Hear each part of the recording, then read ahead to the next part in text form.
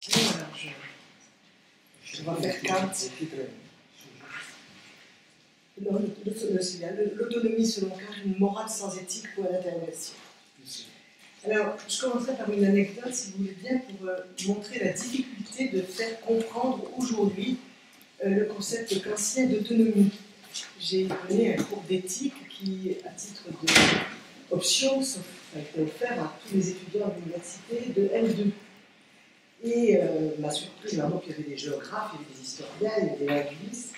Et ma grande surprise a été de voir qu'au fond, pour eux, l'autonomie, c'était de l'autocensure ou de l'auto-inhibition. Et pour eux, être vraiment libre, c'était, bon, faire ce qu'on veut, c'est assez, disons, un spontanéisme plutôt joyeux. Mais le plus instructif est venu d'une étudiante qui, croyant faire preuve d'originalité et même d'audace par son radicalisme éthique par opposition à la morale, a soutenu la thèse suivante: il était loisible de ne plus enseigner la lecture aux enfants afin de leur éviter la stigmatisation de l'échec. Elle-même est mère de famille. Alors, j'ai un petit peu compris que l'autonomie n'était pas simplement combattue au nom de l'imaginaire d'une liberté sans limite, mais beaucoup plus profondément par l'incapacité de sortir de l'asservissement, puisque l'on peut s'asservir à l'impératif de tolérance comme à la domination d'une mode et non pas à celle d'un principe. Par suite, à ce moment-là, la liberté se borne à changer de mode, à changer de maître ou à changer d'asservissement. On s'est asservi à la mode du différentialisme et on s'asservit aujourd'hui à la mode du selfisme. Eh bien, cette incapacité de penser la liberté, Hannah Arendt l'avait analysée face à Eichmann comme incapacité de penser tout court, puisque Eichmann se jugeait kantien, comme vous le savez, puisqu'il obéissait à la loi du Führer. Alors il est clair que l'incapacité de penser l'homme comme agent libre constitue très sérieusement un obstacle à l'intelligence du kantisme et prouve, à mon sens, l'existence d'un besoin périodique de kantisme dans la culture européenne. Alors, pour dissiper toute confusion entre kantisme, moralisme et conformisme, je vous propose l'itinéraire suivant. Premier point, ne pas oublier que chez Kant, la morale est de l'ordre de la fondation et qu'elle joue le rôle de fondation pour l'action. En deuxième point, examiner ce que veut dire éthique pour Kant et quelle est la nature de cette éthique. On sait en effet que la doctrine de la vertu est ce que Kant appelle la partie éthique de sa morale. Et enfin, en troisième point, évoquer et discuter comment l'éthique a tendu au XXe siècle à se constituer contre l'autonomie et se demander, pour finir, mais ce sera très timide, ce que peut être une éthique de l'autonomie. Au premier point, la fondation morale de l'action. De grands esprits comme Schiller, Hegel ou Bergson ont critiqué l'abstraction et le formalisme kantien en supposant que l'impératif moral avait pour vocation d'humilier la sensibilité dans chaque individu.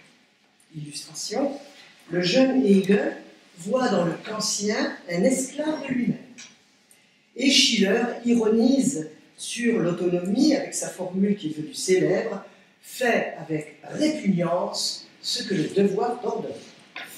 C'est là une manière de souligner le caractère subjectivement, affectivement impraticable de l'impératif catégorique, dont la formule kantienne est connue, mais je la rappelle: agis de telle sorte que la maxime de ton action puisse devenir une loi universelle. Ainsi, l'impératif d'autodétermination est regardé comme une loi qui serait impuissante à devenir un mobile. Est-ce à dire que c'est le mobile seulement, ce que Kant appelait la maxime de l'action, parce qu'il est d'ordre sensible, affectif et psychologique, qui pourrait relever de l'éthique? De telles questions révèlent l'existence d'un malentendu. La morale de l'autonomie n'a nullement pour but de justifier vanter des mobiles de comportement, mais seulement de déterminer des principes d'action. L'autonomie ne vise pas l'institution d'un moralisme comportementaliste, elle a pour fonction de donner une fondation à l'agir humain. Que veut dire alors fondation?